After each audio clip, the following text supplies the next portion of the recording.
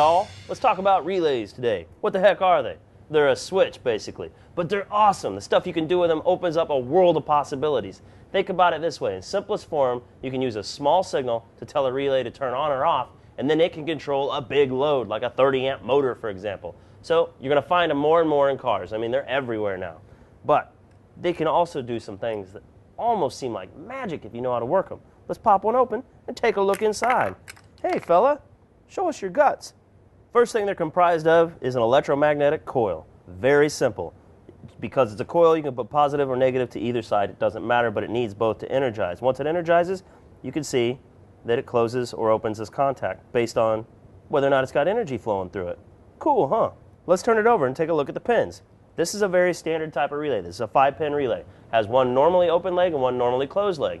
So that means that these terminals basically trade positions based on whether or not the coil is energized, whether or not the relay's on or off. 86 and 85 are going to be the terminals that energize the coil. You can put ground here or here. You can put positive here or here. It doesn't matter. As long as it gets power and ground, the electromagnet will activate, closing the pole and switching the functions of 30, 87A, and 87.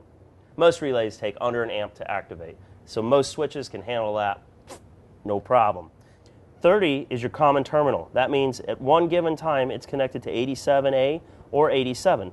30, you can either use it to have battery power coming in, or it can be the terminal that sends the power out to the load. It really doesn't matter.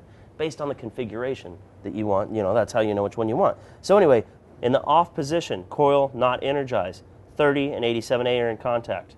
Once the coil is energized, 30 and 87 are in contact. Now the simplest way to think about this, the gist of this whole thing, is using a little bitty signal to create a big signal. So a tiny signal tells the relay to turn on, and then it does all the heavy lifting, typically up to 30 amps. I mean, I've seen relays that go as big as you can imagine, typically 30 amps though, which is going to run just about anything in a car. So you got yourself covered with just a 5-pin relay. Make a little bit of magic happen.